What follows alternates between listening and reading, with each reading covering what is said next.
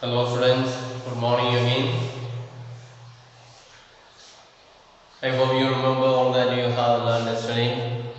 We talked about the different sectors. We said the primary sector, the secondary sector and the tertiary sector. You remember what are the activities of the primary sector? All that is produced from the earth. The agriculture products, the forest products, the mining products, the fishery products, all these are included in the primary sector because it is coming from the earth using the natural resources. Then when people use these products from the primary sector and produce something else or manufacture something else, for example, we make cloth from cotton, we make sugar from sugarcane, all these things. So when we produce something else or manufacture something else, that come under secondary sector. Then to help this primary sector and secondary sector, we need to carry things from one place to another, or we need to carry things from the secondary sector, from the factory to the shops, to the town. We need to, and also we need to supply so many other things. The water that is in the primary sector, we need to supply to different places, water supply, or electricity supply, or supply of biscuits, or supply of letters by postman. All these are services. So people who offer services, that will be in the tertiary sector. That is what we concluded in the last class. Now let us compare these sectors. We shall compare and see how one is different from the other, or how one is dependent on the other, and so on. Let us try to see the comparison, or let's see the dependence of one sector on the other sector. So the various production activities in the primary, secondary and tertiary sector produce a very large number of goods and services. So when we calculate all these sectors, people working together, all together they produce lot of goods, lot of services. Also, the three sectors have large number of people working in them to produce these goods and services. And therefore, the next step is to see how much goods and services are produced and how many people work in each sector. So in this sector we will be seeing how many people are working in each sector. How many people working in primary sector, how many in secondary sector, how many in tertiary sector, or how much goods are produced. So primary how much, secondary how much, third how much is of service production, and so on. In an economy, there could be one or more sectors which are dominant in terms of total production and employment, while other sectors are relatively small in size. So, one or more sectors which are dominant in terms of total production and employment, while other sectors are relatively small in size. So, all the three sectors, the production is not equal. Some more people are working and they are producing more, and some sectors less people are working, they are producing less, or some more people are working but they are producing less. Some sectors small number of people are working but they are producing more, and so on. So there is a lot of differences there. It is much different from place to place or area to area. Throughout the world it is not same, so it is different from place to place. Now let's see, how do we count the various goods and services and know the total production in each sector. So we said some produce more and some provide more employment and so on. So how do we count? How can we say this sector produce more or this sector produce less? So let us find out, how do we do the counting? How do we calculate the production from each sector? So with so many thousands of goods and services produced, you might think this is an impossible task. So it's not one or two things are produced, thousands of things are produced, and therefore you may think that it is really impossible to count, to finalize how much is produced from this sector and so on. And not only would the task be enormous, you might also wonder how we can add up cars and computers and nails and furniture it won't make sense. So it will be really difficult to count all this. Some are producing car in the factory, some are producing small things like nail. So how to count all these things? So you are right in thinking so. To get around this problem, economists suggest that the values of goods and services should be used rather than adding up the actual numbers. So the economists have found out a solution for this problem. So instead of counting, you produce 5 cars and this fellow produces 1000 nail. So which one is costly? He is producing so much, 1000 nail for example. The fellow is producing 5 cars. So it is not the number of products that we calculate, but we calculate the value. What is the value of the nail that you have produced? What is the value of the car or the price of the car that you have produced? So they calculate the price of the things. Accordingly they say this sector has produced more or this sector has produced less and so on. For example, if 10,000 kgs of wheat is sold at rupees 8 per kg, the value of wheat will be 80,000. So for example, a farmer who is producing wheat, he produced 10,000 kgs of wheat and 1 kg wheat is costing 8 rupees. So 8 into 10,000, it will be 80,000. So the value of the things that he produced is 80,000. The value of 5,000 coconuts at rupees 10 per piece will be 50,000 and so on. So a farmer is producing coconut, 5,000 coconut he produced and one coconut's price is 10 rupees. So what will be the total price? 50,000 rupees, 10 into 5,000. Similarly, the value of goods and services in 3 sectors are calculated and then added up. So they will calculate the value of all the things that are produced, all the goods that are produced in these 3 sectors. Then we will add up all the value together. Then we will know how much is the total production coming from this sector and so on. And remember, there is one precaution one has to take. Not every good or service that is produced and sold needs to be counted. It makes sense only to include the final goods and services. Take for instance, a farmer who sells wheat to a flour mill for rupees 8 per kg. The mill grinds the wheat and sells the flour to a biscuit company for rupees 10 per kg. The biscuit company uses the flour and things such as sugar and oil to make flour biscuits, packets of biscuits. It sells biscuits in the market to the consumers for 60 rupees, that is rupees 15 per package. Biscuits are the final goods, that is goods that reach the consumers. So when we calculate the price of the things that are produced, we may get confused because the things that are produced in the primary sector is used by secondary sector. So which one will be used? So the final product, the price of the final product will be counted. For example, a farmer is selling his wheat to the factory and factory will powder that wheat and then try to make biscuits. And while making biscuit, he will add so many things more. He will add sugar, he will add egg and so many other tasty ingredients he will be adding to make biscuit more tasty.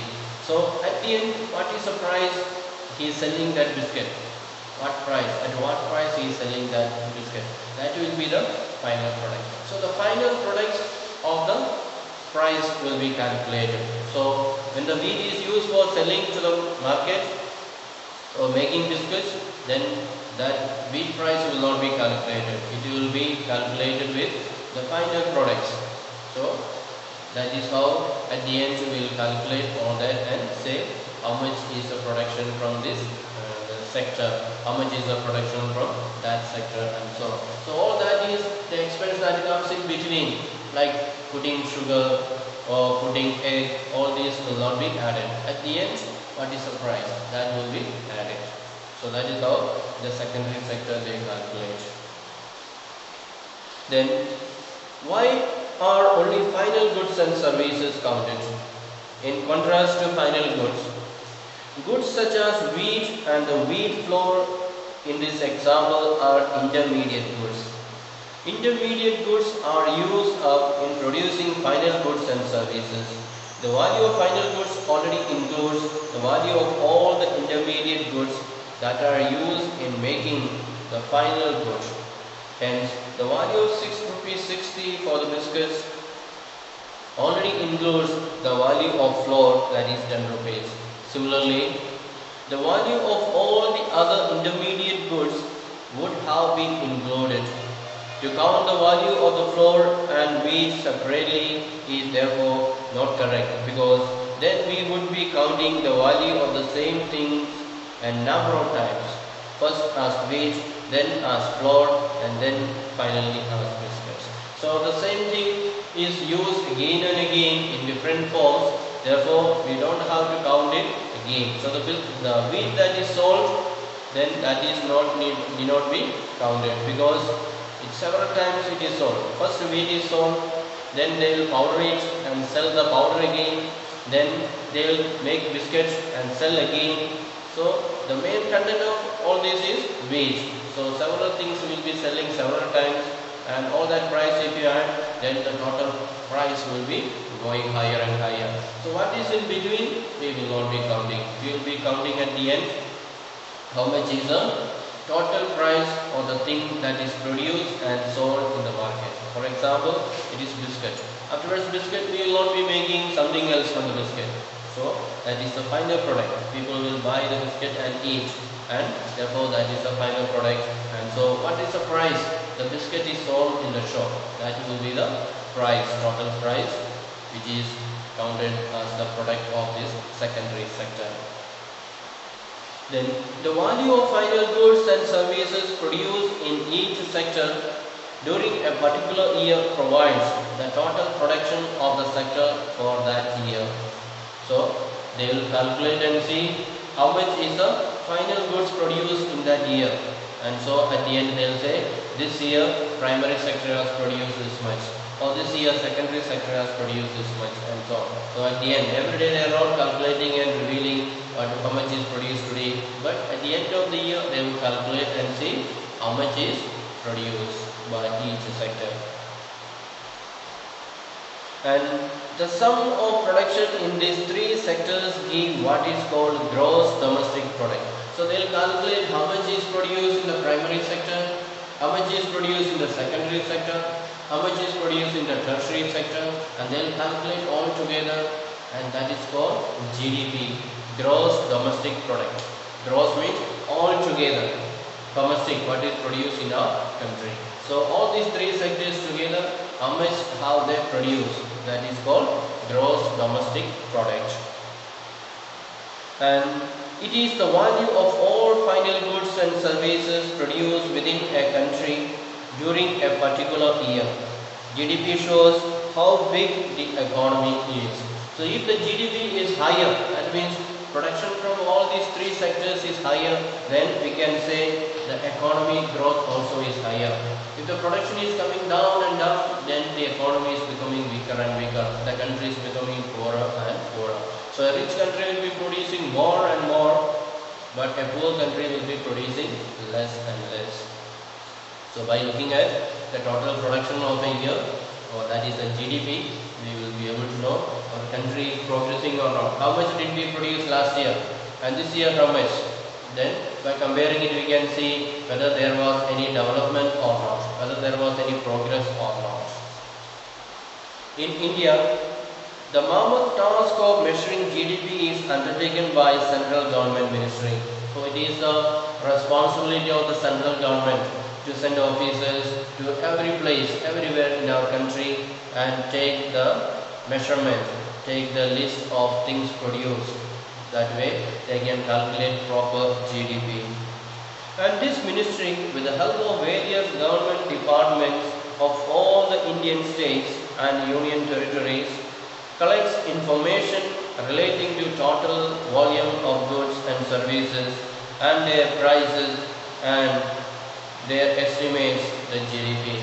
So the central government sends people, the officers, to different places for collecting the data, collecting the amount that each sector has cultivated and so on. Then they will calculate together, put it together, and they will finalize that this sector, agriculture sector or the primary sector has produced this much, the secondary sector has produced this much, tertiary sector has produced this much. They'll calculate the value and then they'll put together and say this is the total production of the country this year or the GDP this year. That is how they calculate. Now let us see the historical change. So in olden times the situation in India was not the same as now. So how that change was taking place, how we were progressing, how we were improving, going higher and higher. Let us see how it took place. So historical change.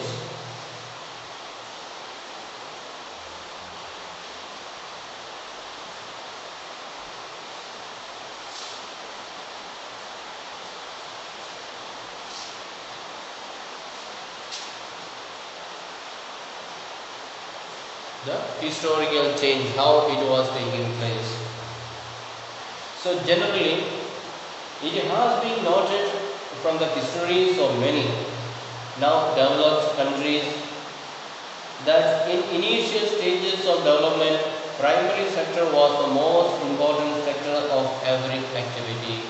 So if you look at the history of every country, maybe let us say the rich countries or the developed countries, if you look at them, we will realize in the beginning, before becoming developed country, the most important sector in their country was the primary sector or the agriculture sector.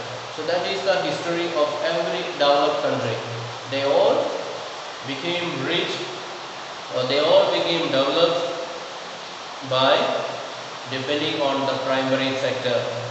Let us see why. As the methods of farming changed and agriculture sector began to prosper, it produced much more food than before. And many people could now take up other activities. There were increasing number of craft persons and traders. Buying and selling activities increased many times. Besides, there were also transporters, administrators, army, etc. So, in the beginning it was primary sector that was more important and people began to use different methods, the modern methods, modern equipments, technology, everything. And so they produced plenty. Earlier there was not enough food for all, but when they changed the method of cultivation, they improved the production and the amount produced was very high. So people began to think about something else. So there is extra rice this year. What shall we do? Shall we make something? Or shall we sell it to the shop? Or shall we produce something from this rice? And so people began to think. And therefore some people started industry to powder this rice and make some items, food items. And some people said, yes, I will carry this rice from here to their factory. So people began to take up different tasks. So in the beginning, all were cultivators. And as the cultivation improved, they began to do different works. That is how the change in sectors, historically it came up.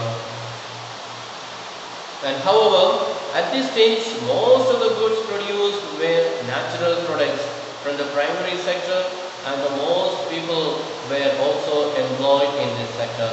So, those days, olden times, most of the things that were produced were natural products from the primary sector. So most of them were agriculture products or the products from the nature, the fruits, the trees, the timber, all that. Then most of the people were also working in the primary sector. So most number of people in every country, they were working in primary sector in the beginning before they become developed countries. And over a long time, that is more than 100 years, and especially because new methods of manufacturing were introduced, factories came up and started expanding. So some 100 years ago onwards, people began to change their methods of manufacturing, new method they began to use, and therefore factories were set up and more people began to work in the factory and so on. And people began to use many more goods that were produced in factories at a cheap rate. So all the times people were using only very many minimum things. For example, dress they were using which was used by hand weaving. But now people started making machines and weaving clothes in the factory. So people began to use those clothes which are very cheap, which are easy to make and so on. So that way more and more difference in production came. And secondary sector gradually became the most important in total production and employment. Hence, over time, a shift had taken place. This means that importance of the sectors had changed. So, when people began to use the secondary sector, when people began to set up factories and manufacture so many new items, modern items, people all began to use those things. So people who were making by their hands, the weaving, the cottage industry, everything stopped slowly, or it became less and less. And more people began to work in the factories, start manufacturing and so on. So in the beginning, the primary sector was more important. That was giving more opportunity for the people to work and get money and so on. Now, slowly the secondary sector developed, and now more people are interested in working in the factory, in the secondary sector. They are not much interested in going and working in the field, in the farm. They want to work in the factory and they will get more salary and so on. So, that way secondary sector also developed and people began to work there in the secondary sector. Then, in the past 100 years, there has been a further shift from the secondary to tertiary sector in developed countries. So, once those countries have become developed, they have become rich, then there is a shift again. Now people think about instead of working in the secondary sector, they think about working in the tertiary sector, because transportation has increased, the vehicle has increased, the services has increased, there are more doctors, more nurses, more engineers, more banks. So more and more people are required to work in these institutions to provide service for the people. And therefore, especially in the developed countries, people were looking for these qualified people. So in order to offer service, they need proper qualification. To become a doctor, anybody cannot say tomorrow onwards I will work as a doctor. They need qualification. For those who work in the bank, they need that training qualification. So in the developed countries, they offered more and more training programs, and people got trained, they got qualified, and they became working in this tertiary sector. So that is all. The first, some 200 years ago, we can say most of the people were working in the primary sector. And after some 100 years passed by, then people began to start working in secondary sector. Then again after some 100 years, especially in the rich countries, in the developed countries, people began to start working in this tertiary sector, or they began to offer services, they began to start different professions, different offices they are going to hold, and they offer a lot of services to the people. Then, what is the total production and employment in the three sectors in India? Over the years, have there been changes similar to the pattern observed for the developed countries? We shall see in the next section. So, we come in close contact with India, the situation in India. How is the total production and employment in the three sectors in India? So, in India, what is the total production from all these three sectors? And how many people are employed? How many people are given job in each sector? In agriculture sector or the primary sector, how many people are working? And how many people are working in the secondary sector? And how many people are working in the tertiary sector? So let us see in details, step by step, how much is the opportunity that is provided for employment, and how much is the production from all these sectors and so on. So we will find that there is a lot of differences there over the years. What was 100 years ago is not same now. So the things have changed, the occasion has changed, the opportunities have changed. So let us take the next lesson and try to find out what is the production from all these three sectors in India, the primary, secondary and tertiary, and how much employment do they provide and so on. So we can see a graph given there. It is showing 1973 also and in 2003 also. So that is the GDP by primary, secondary and tertiary sector. So total production, GDP, gross domestic product, how much is the product from all these three sectors together. So in 1973 and in 2003, so some 30 years of difference is there. How much is the total production you can see. So graph 1 shows the production of goods and services in the three sectors. This is shown for 2 years, 1973 and 2003. You can see how the total production has grown over the 30 years. So observe nicely, look nicely at this graph and see. So three colors are used there. First one is that blue color, that is the tertiary sector. Then yellow color, that is the secondary sector. And the green color, that is the primary sector. So in the year 1973, you can see how much is the production from there. So green shows there were more than, or you can say more than 10. So 15,000 crore, that was the total production from primary sector. 15,000 crore, that was the total production from primary sector. Then secondary sector, it is just 10, not reaching 10, 5,000 crores. So from the secondary sector, there were only just 5,000 crore production was there. Then in the tertiary sector, it is reaching up to 30, that means 10,000 crore was their production. So you can see the total production, total is 30,000 crore.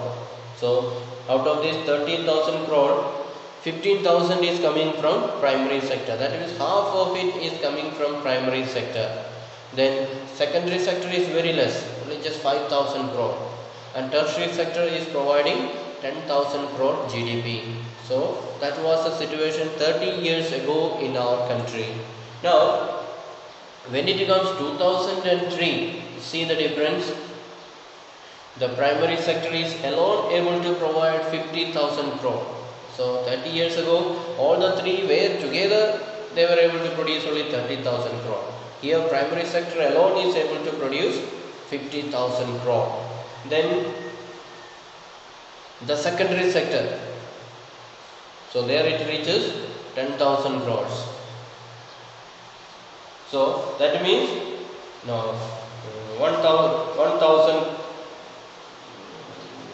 lakh crores, that is 50,000 plus 50,000. So primary sector is also able to provide 50,000 crore, and secondary sector also is able to provide 50,000 crore. So it has become 1 lakh crore. Then see the tertiary sector, that is much higher than all the others. So altogether it has become 21 lakh crores. That means what these two together produce, more than that the tertiary sector is able to provide or produce. So this one, primary sector and secondary sector together, they provide only 1 lakh crore, but this one alone, tertiary sector alone is able to provide 11 lakh crore. That is more than these two put together. So that shows the improvement. All the times people were depending on the primary sector for job and for production of things, but in the modern times, as the countries are progressing higher and higher, they depend on tertiary sector more than the primary sector and the secondary sector. The tertiary sector is able to provide or produce service and produce GDP for the country. So most of the countries in the world who are developed, it is because their tertiary sector has got more job opportunities. They are able to provide more service. They are able to increase the production of services. They are able to provide more job opportunities, more high salary, and so that way it is becoming higher and higher, and the country is growing. So the countries which have got more tertiary production or higher tertiary income from the tertiary sector, that country will be richer and richer. So in our country, if it is progressing, if our country is progressing, that is because the tertiary sector has improved its production, it has provided more job opportunity and more facilities to the people in our country. That's why we are able to develop step by step or bit by bit. So let us wind it up today, and we see how the step-by-step progress took place in different countries, not only in our country but also in others' country. So the beginning primary sector, everybody was involved in farming, cultivation, and so on. Slowly there was increase in the production of farming, so people started some industry, factory, using this grain, wheat, and producing something else, biscuits and other products.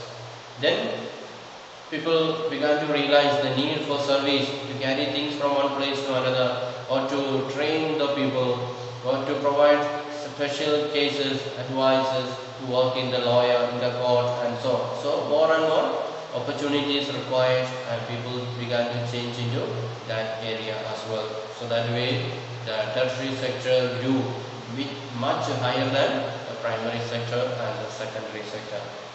So try to read through these texts again, try to understand the key points and get that idea in your mind. What are the activities of the primary sector? What are the activities of the secondary sector? What are the activities of the tertiary sector, and so on. So thank you for listening. Have a nice day. Bye.